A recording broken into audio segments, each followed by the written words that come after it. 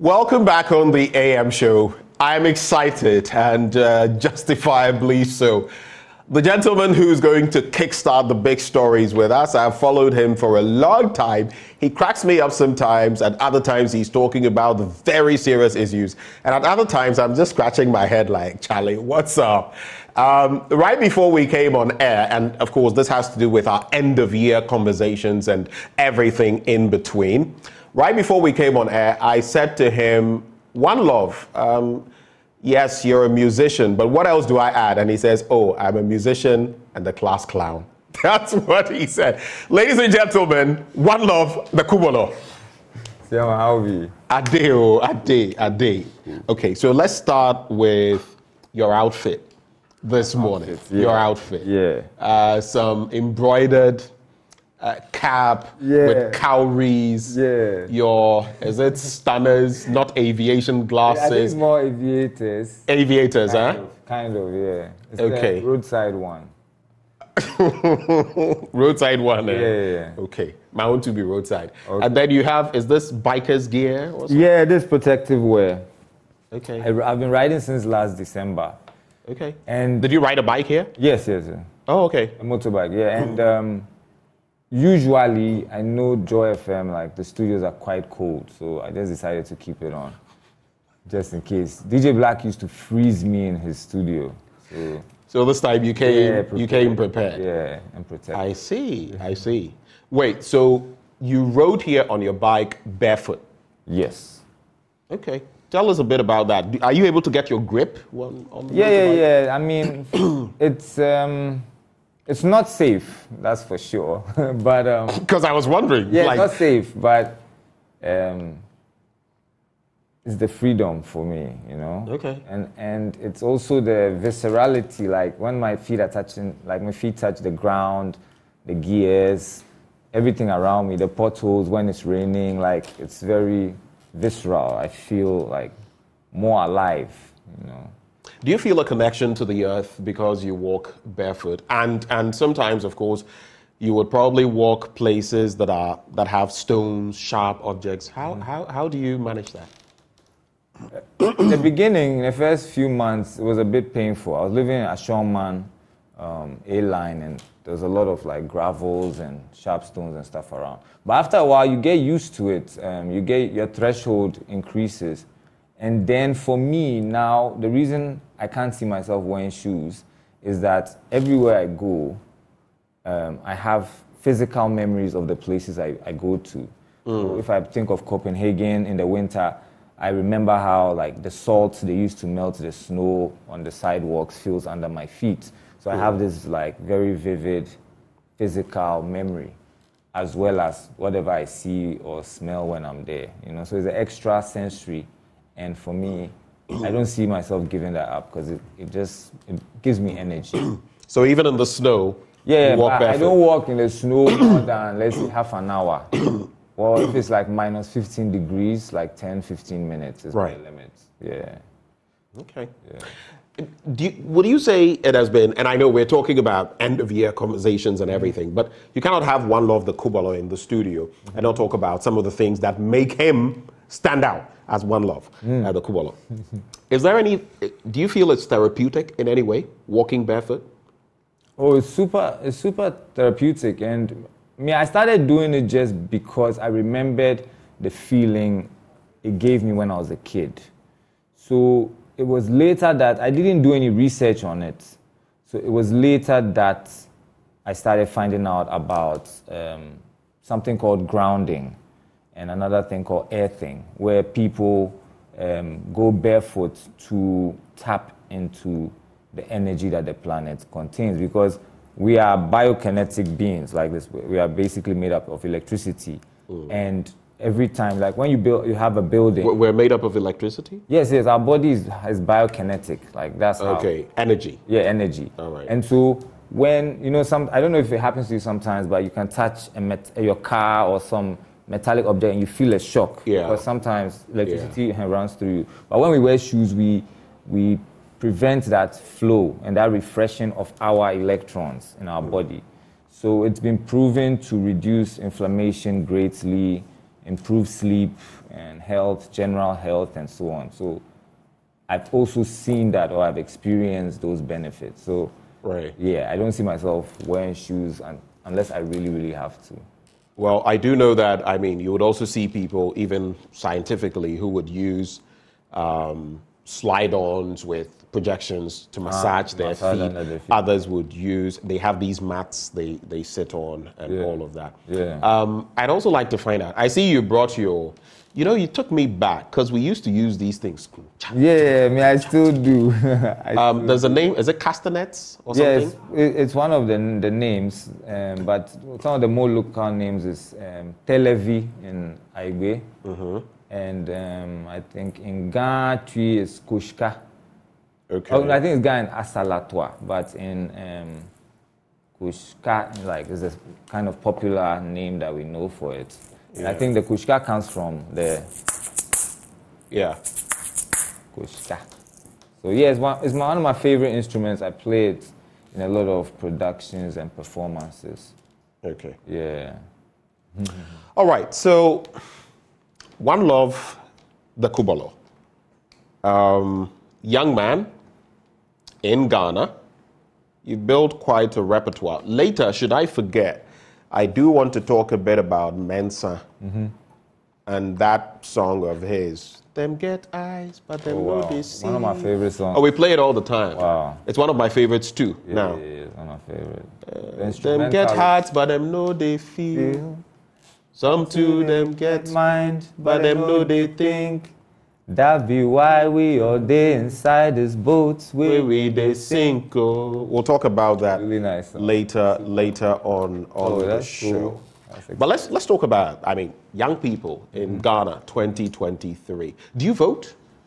No, I don't. You don't vote? I don't vote. Why? I've always felt, when I was a kid, around, like, I think I was like 10, 11, or maybe younger, we would go to Pram Pram, and my father would be driving. And at some point, when we were on the rough road where there's no cars and stuff, he asked me if I want to drive. And I'd say, at 10? yeah. And I'll say, yeah, and he would just put me on his lap, right?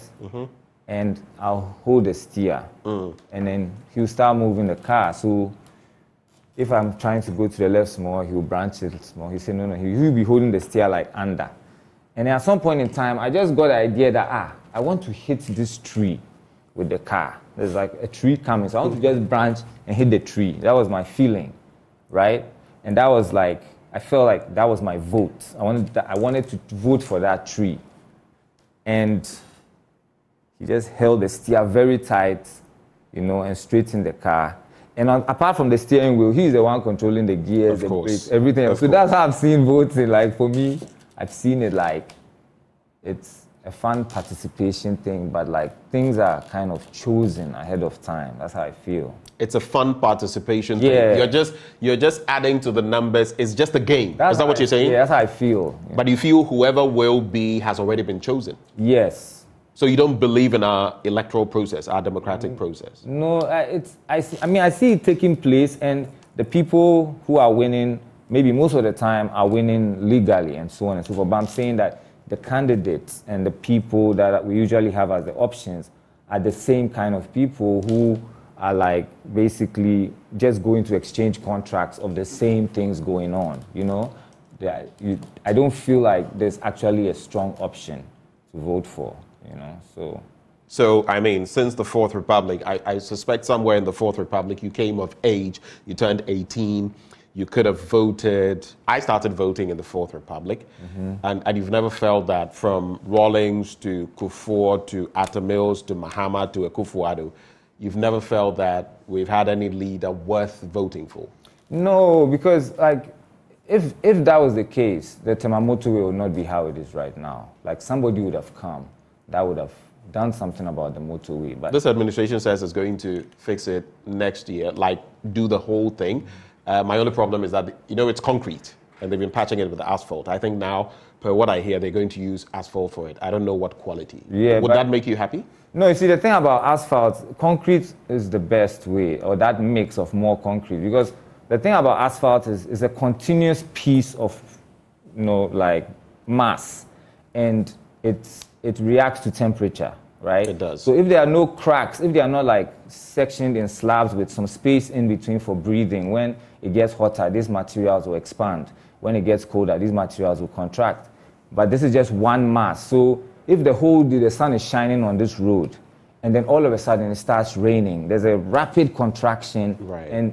then the temperature varies in different parts of the road. Yeah. So that's why the roads always deform. It becomes undulating. A few months. So this asphalt like this just shows me that they are not thinking about the road in the real sense. They're just thinking about contracts. Because if they want a road that will last and serve Ghanaians, they will be thinking about concrete.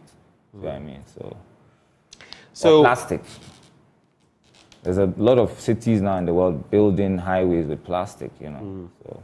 Yeah, I've seen a few documentaries on that, converting the plastic into certain particles. And they are using them for road construction, among others. It's not the entire component, but they are adding it in there. And it's also a way of recycling plastic. But let me find out from you, as a young person, and I say young, I know if you're looking at data, it depends on who is calling the person young.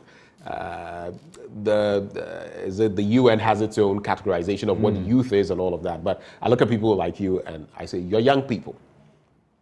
When you look at the rate of unemployment in Ghana, the young lifeblood of our country, projections are that by 2050 moving onwards, the population of Africans that would be in the youth bracket, I mean, over 60% in some places. Already in Ghana, we have a very youthful population. Interestingly, countries like Japan have a very aged population and they are struggling to catch up, the South Koreas and the rest. We have the lifeblood, the young people, and unemployment is huge. A few years ago, before this administration took over, it stood at 5.something%. Currently it's over, or is it 8.something%? Currently it's over 13%. I always dispute these figures in a way because I feel it is much more than that when I go out. But how do you feel as a young person when you go round and look at how young people are getting by? What do you see? How does it make you feel?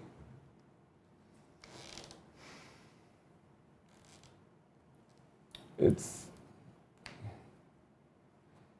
don't know what to do, really. You know, you have people that, you know, come up to you and say they just want to work. They just want a job, you know, and it's sad. It's very sad because the people who get jobs are also not being paid like livably. You know, they're not getting a wage that they can comfortably pay their 2 years advance rent and save something small in case of emergencies. And like the people that are even in the workforce are scraping by. And so when I see like the youth that are actually just looking for jobs to do that don't exist for them, it scares me, you know. It scares me in a way and makes me super sad. And you're often facing the choice of blocking it out of your mind and becoming less of a human being, because I feel like the more you block people's problems or your community's problems, you start changing into something else. So, I mean, we are all the time, we're just trying to come up with new ways, you know, to make like at least the creative scene, the creative industry, you know, employable to the youth. So we're trying to do our part, at least in the creative side, you know, with people we meet, try and give them jobs to do, find ways for them to make money. Yeah, or like help them exploit their talents, you know, in ways that bring them something, you know. But do you feel from the standpoint of government, every state is run by some sort of administrative body, in this sense, the government. Do you feel enough has been done? When you go around and you look at the number of young people, sometimes those on the streets wanting to wash your windscreens and others, obviously if they had something better to do, they would do them. How do you feel when you see them? Yeah, it's a sign, you know, it's a symptom of someone somewhere not doing their job, you know, because we have so many things we can fix just like systematically, or like on the environment. Let's just take like the pollution around, the lack of bins, the public, like the parks. We don't have public parks with trees and so on. All these places could employ youths, you know, to do these kind of things, to be clearing, because I feel like what happens with these contracted rubbish collectors, where they only pick where there are bins and so on. Yeah. It leaves a lot of places, public spaces, where there's trash there all through the time, you know.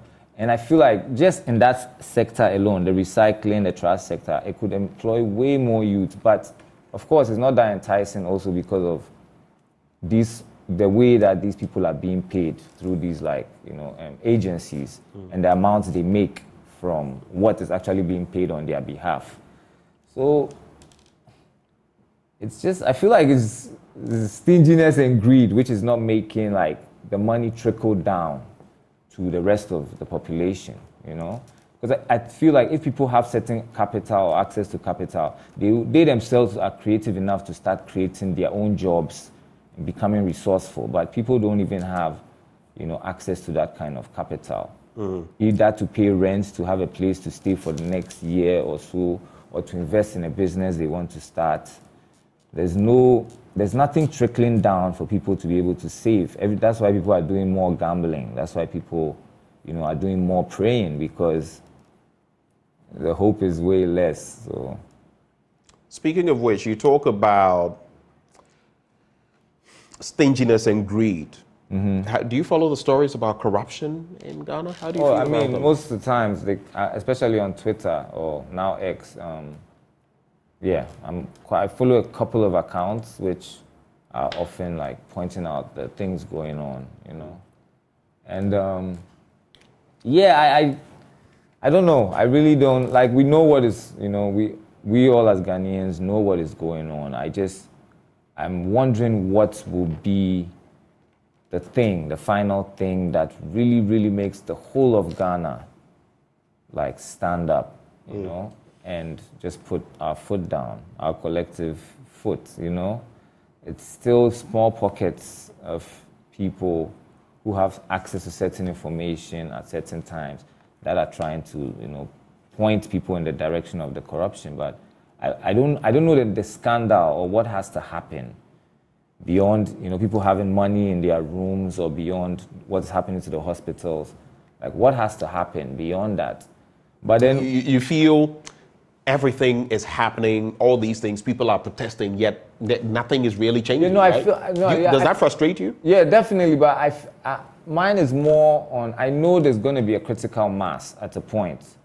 It happens most of the times in society where the general population gets fed up at once, And so I'm just wondering what that will be, because now it's like there's so many unimaginable stories coming out about corruption, and none of those stories has really gotten us to that point, where we are not even afraid of the police. It's like we're angry, but we're still afraid of the police. Angry. That's the level of our anger.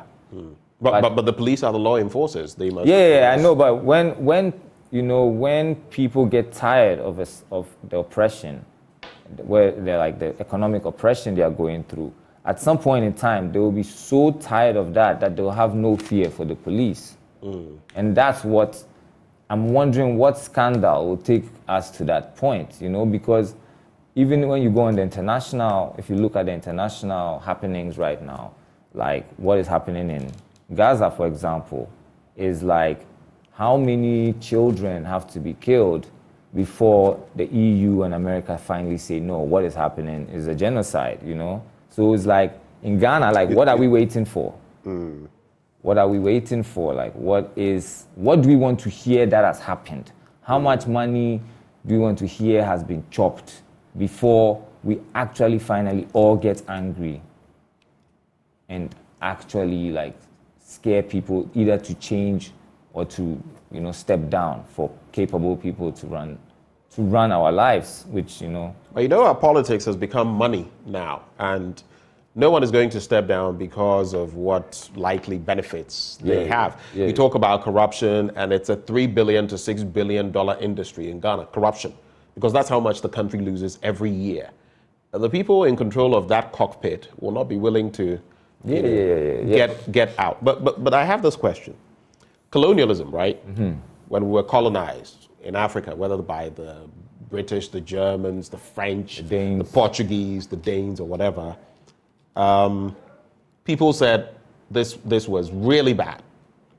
But some have also posited that you look at what our own leaders are doing today, and it's worse than that. Yeah. What do you think? Yeah, definitely. It is worse. I'm sure you've come across Frantz Fanon talking about the way, like, some of us Africans are, like, basically colonial ghosts are controlling our bodies, because a lot of us think like we are from the West. And so we are using Ghana as a site for raw materials. We're planning our lives for our families outside, but Ghana, the area designated as Ghana, is just an extraction site. So we are just, and so just based on that, for me, it makes me feel like we have a lot we have to go through, really. I don't know, I really don't, because in the simple fact of things is that a lot of the big corporations that are in Ghana, the ones mining gold, oil, all these things, they kind of choose who the president, or allow our president to be. That's how I feel. Because it's like, right now, let's say mining tax is 5%.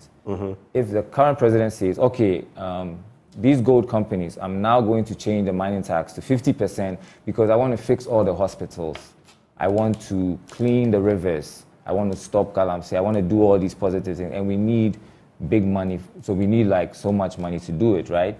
The thing is that these companies are going to call maybe Joe Biden and say, hey, we gave you this money for your campaign when you were president. Now this person in Ghana is trying to eat into our profits. Right. So you have to place a call and talk to him.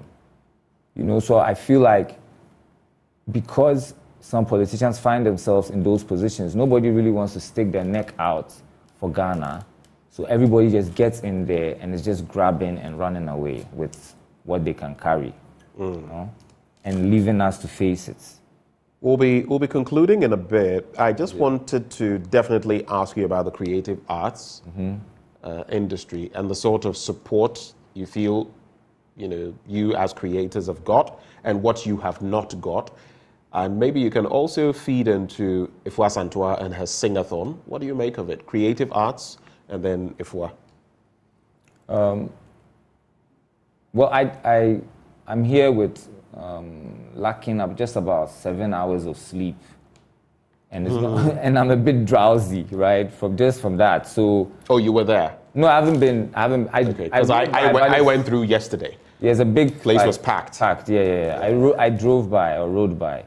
But I'm just saying, like, for someone to attempt to not sleep for 3, 4, 5 days, it's very commendable as, a feat. And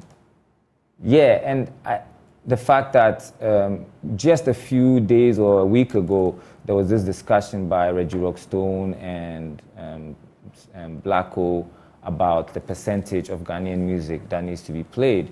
And so then this manifestation of Ifwa is someone who has learnt Ghanaian repertoire, almost 1,000 songs or more. Yeah. And so what she has done is revamped these songs by Prayer and all these different artists, and has really given us all of those. Yeah, and she's brought 100%, Ghanaian content just with her worldwide viewed, attempt at the Guinness World Record.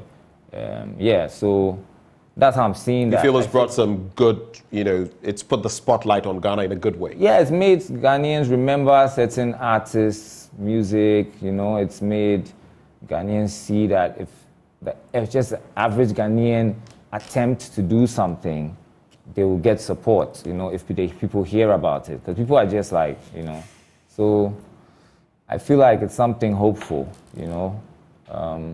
yeah. That's good to hear. I mean, I am proud, and that's why I went through. When Hilda Bassi was doing her thing, Nigerians latched onto it, and the support has actually been good from the outset. It wasn't exactly the best, but people have thronged to that place, and I feel it's a good thing. Yeah, I wasn't aware that there was something else going on around there, but when I was driving by, I saw there was like a bazaar. So I thought that was a very nice. Yeah, people have set up camp. They're selling stuff. People are coming through. I mean, I went there yesterday. I met a number of people. And I was actually actually very pleasantly. Yeah, it gave me the surprised. trade fair energy. You know, like those times. You know, when we right? used to go to trade fair. You know, yeah, right? it gave me that Export this and export Yeah, that. yeah. I mean, all that is gone now. We don't have that anymore. But this, you mentioned Hilda Bassi. You know, there's a Ghanaian lady about to start, I think, 1st January to cook. Yeah, I've seen a flyer Yeah. also. Yeah. Yeah, I think she's going for, I don't know if it's 9 days or something. Well, let's see. Hey. And of course, Yeah. if they go, they'll get our support. But I hear the first, when you look at the history though, right from the outset, the first person on whom that test, a DNA test, deoxyribonucleic acid test, was conducted on was a Ghanaian.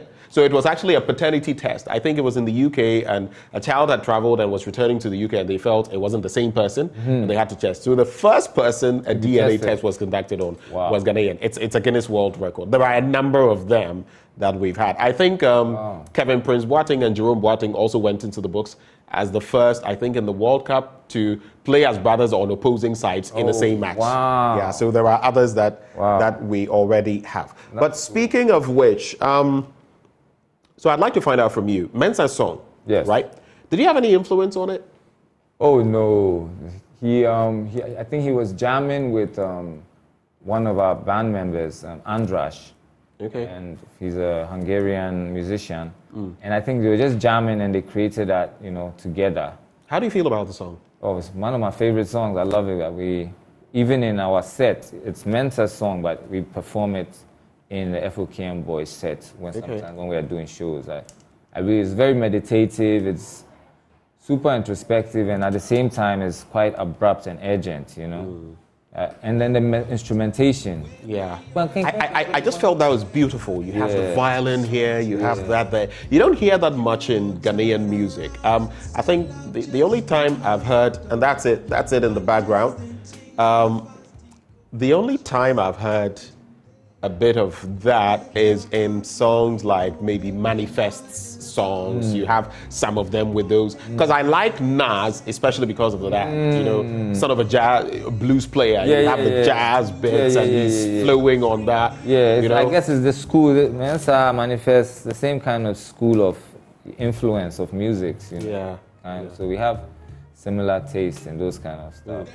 No wonder you guys collaborate. But what can we expect from you in 2024 by way of music? So much and too much, like so much.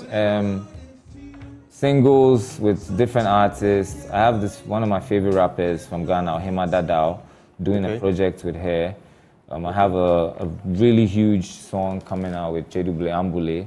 Oh wow, which is legend. Yeah, which is it's a full circle moment for me, because when me and Fifi Sela, now he's called Excellency from Sasqua, TH for Kwajes, when we used to run through the village in Cape Coast, the villages, and we used to go to this guy called King Sounds and to go and record our freestyle raps with JD. I don't know if you remember JD. I remember JD. Yeah. And Bonsa. Yeah. And we used to go in Ghana to park back. Oh, he's producing now, JD? No. It's, okay. I was just saying that we went to record. Okay. We went to freestyle. Right. And we heard on the radio in that shop of King Sounds, Onamdade. And so we were just there listening to this song. And for me, I was imagining like, hey, so who is walking around the world or in the environment not wearing shoes? This Look at you today. Strange, right? And so then years later, I meet Ambule. We become friends. He mentors me musically and, you know, just career-wise. And then now we have remixed his song on Amdaze with like featuring myself, you know, or me featuring him, because we're changing to Minam Daze, right? Okay. And so I'm really excited about that song. And then I have my own album and other projects, so there's a lot coming out. Blue Card is the album, the new one coming. That's the title of the album. Blue Card. Yeah, I can't say the rest on this show, but Blue Card something. You can't say the rest on this Blue show. Card. Okay. Love. Okay. Blue Card. Love. Let's say it was Trump, but the P was a different letter. So Blue Card, Trump Love. Thank you for just holding it there. Which then, you know, brings to mind as well. I just want to quickly run this by you before I take your major highlights from 2023. Maybe just one issue, something that really touched you. The anti-gay bill, the proper values and all of that. It's a mouthful. I never try to go the whole unless I have it in front of me. It's steadily progressing. There's been some pushback on that. I know your Sister Derby, has also spoken about it. I don't know whether you're aware, but there was this survey conducted by Afrobarometer, which shows that the level of intolerance of Ghanaians when it comes to LGBTQ is about 90%. And it's reflective across Africa, some 90+%. Yeah. People have said that you must respect people's culture, the values, where they come from, and how they appreciate whatever. Yeah.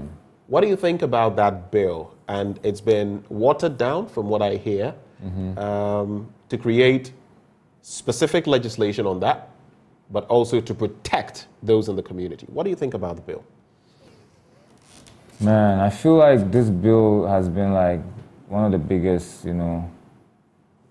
waste of resources of Ghanaian citizens, and at the same time, such a wicked instigator that provably has had people within the community have more frequent attacks, by like mob or public, like out in public. The bill is being presented as something Ghanaian, but the whole literature is basically a clone of the same bill passed in Hungary, passed in Nigeria, Uganda, and at the moment, I can tell you for a fact, there's nothing close to what the Ugandans passed. Well, I know the Uganda is I'm saying like that extreme. Yeah, but you see, the literature started off the same. The literature started off the same. As you're saying, it's being watered down, but the general, the general wording and the way it was presented, and actually the bodies behind these bills, which are foreign bodies, are actively finding people within different countries to push this bill onto, citizens. I feel like this is an export of some kind of like spiritual waste, something that is being passed away in like the West, this homophobia, which, for example, like I always tell people that if it wasn't tolerable to live among different sexualities and genders in this society, there would have been no laws created for it. I feel the colonizers came here and saw a certain freedom that they had to make against the law, because that was what they were also doing back there. We always think that being homophobic is some kind of African quality, but it's actually a Western quality. We have been super tolerant people till the advent of colonization, And so it is a foreign bill for us to just hate someone based on... You don't think it reflects African? No, I feel like our homophobia is colonially adopted. And now, because of the patriarchal, predatory nature of our society, like if you're buying wachi by the road as a man, you can just tell a woman, hey, your botos is nice, so this is like just someone you don't know, you just start talking to them in a very sexually aggressive way, which is, and most of the time, maybe not invited. And people fear that this kind of way they treat women in the society, when this bill is passed, guys are going to come up to them and just say, hey, Charlie. So you think there's a misunderstanding? I think there's not a lot of knowledge about what it means to be, a queer person. That there's people who are asexual, they don't have any sexual attraction to anything. There's people, and that same sex or whatever kind of sex relationships should always be based on adult consent. Two or more parties that are consenting to whatever is going on. How can that be criminalized when people are willingly taking part in something together? Are you aware, though, that even in a place like the United States, where most people assume it is just wholesale, legitimate marriage and all of that, a number of states have their own legislations on this. There's a lot of fighting. Even the Florida governor, Ron DeSantis, who wants to contest Trump, is very sternly against. I mean, even in the United States, where people assume, it is wholesale, it is not. It's being highly contested. So then that goes back to what you said about it is foreign. If those are the people, it's not, is it? No, it's foreign because, you see, these, like Ron DeSantis, these people you are mentioning are all these Southern Pentecostal, charismatic church. Most of the homophobia comes from the Christian and the Islamic religions.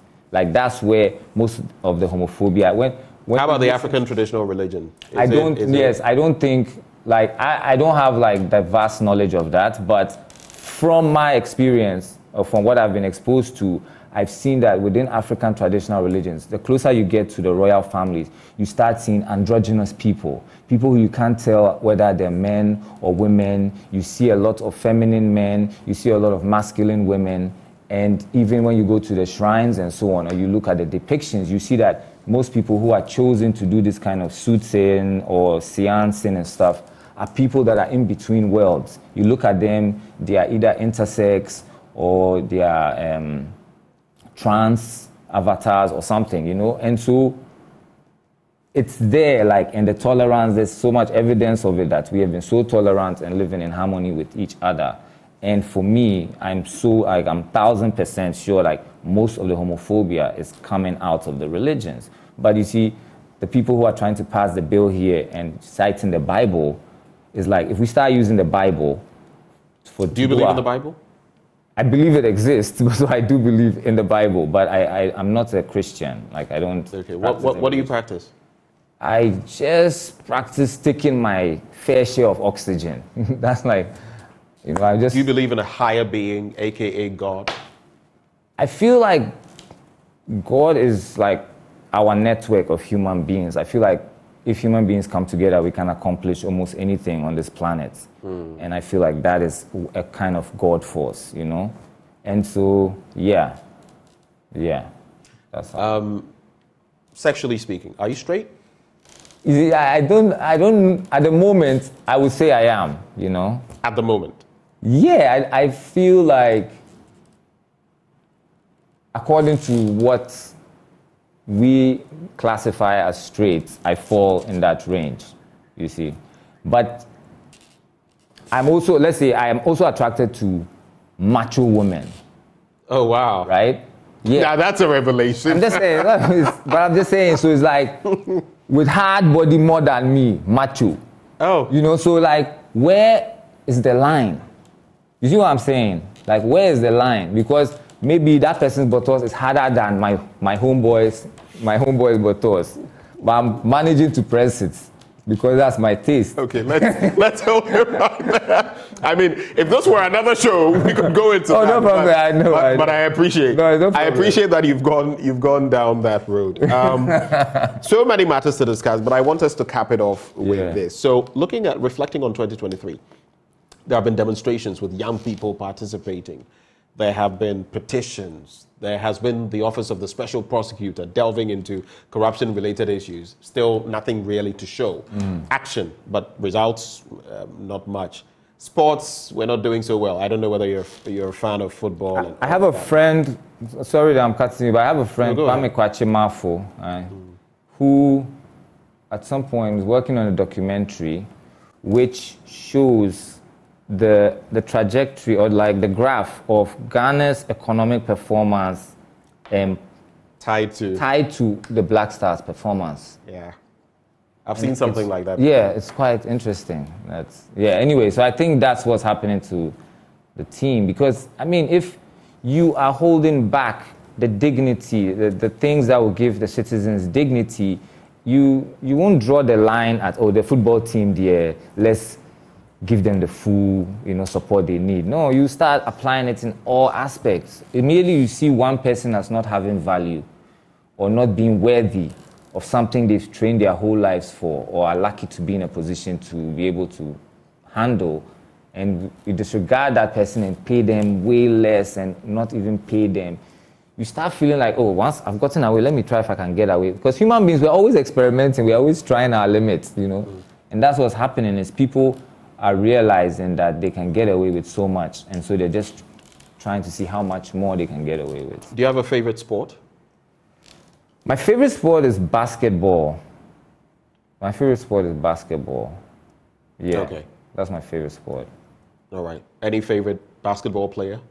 Is it going to be Jordan, Braun, Yeah, I mean, it Kyrie was Irving, changing. Kevin Durant. I like the dunkers. So I liked Vince Carter, Okay. Jordan, Now, what a choice. Ja Morant.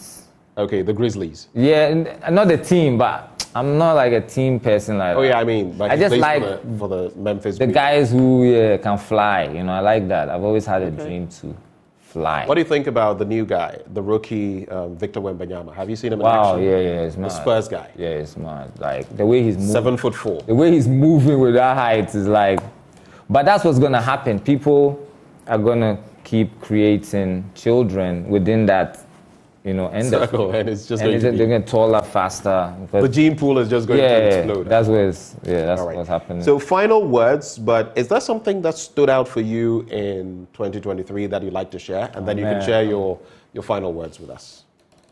Man, I don't know. I don't know what. For me, I don't know what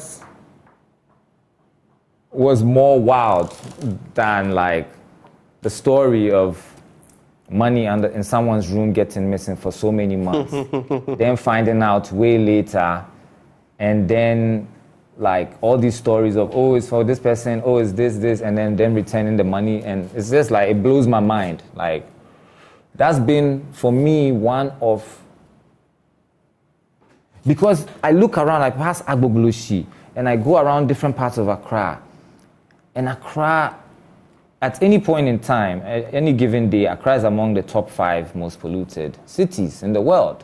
And then the person who is in charge of taking care of that problem is going to court to, to sue somebody for something that, it's just mad. Like, they're doing something else. The city is dirty with plastic and all these kind of filth, and someone's bedroom is dirty with money. It's wild.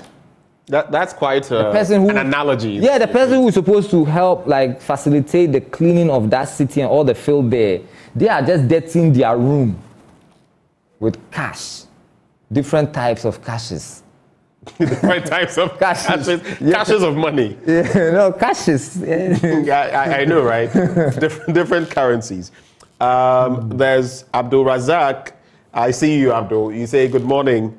Enjoying your conversation with Kubolor. Looks like a lot of people are also enjoying the conversation. Before you go, is there something, please, something very radio or TV? Yeah. Is there anything you would like to, one thing I've been looking forward to, what's his name? Native Funk Lords. What's that? Eddie Blay. Eddie Blay. Yes. I mean, any day I get him. I remember the song with Vote for Me, the catch-up president. Yeah. Every day the taps go flow beer. With I remember those lyrics and stuff.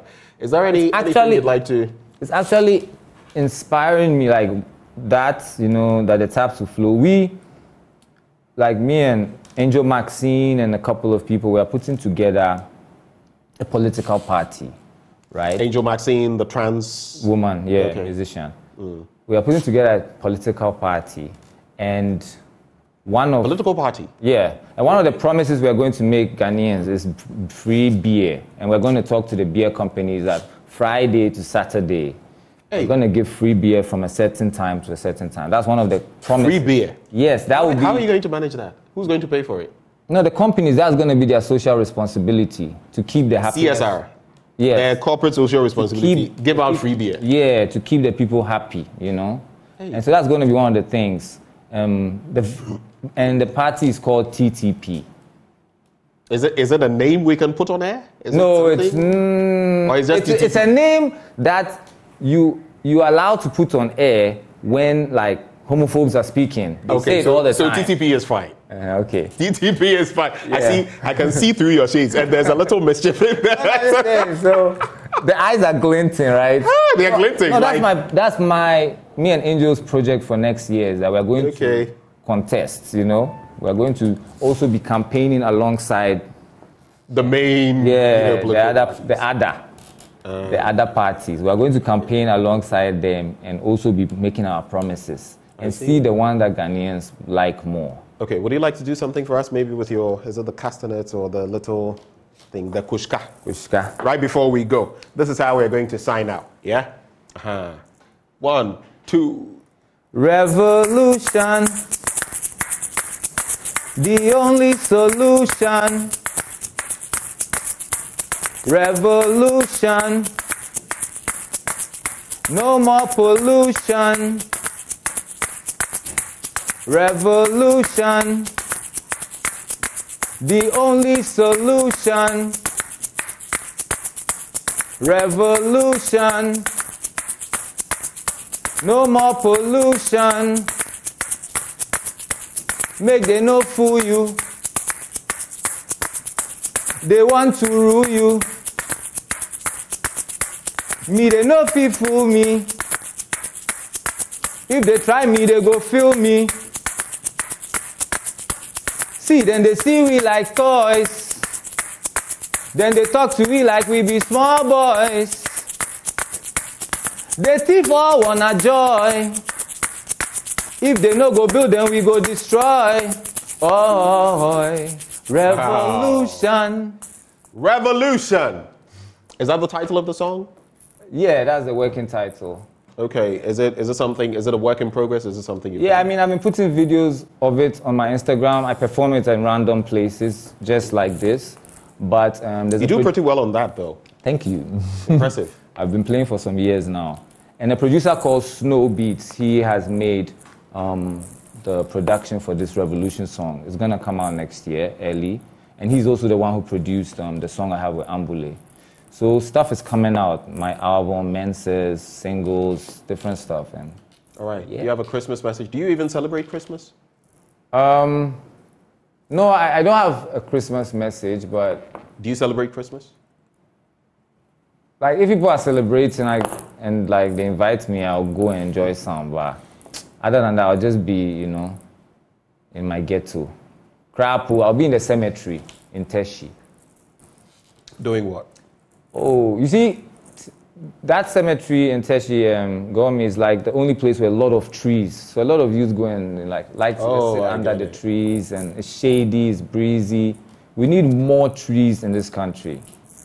Like, if they can return the trees that they said they transplanted from the cathedral site, at least before they continue the project or till they continue it, they should come and plant those trees back there. Right. For now.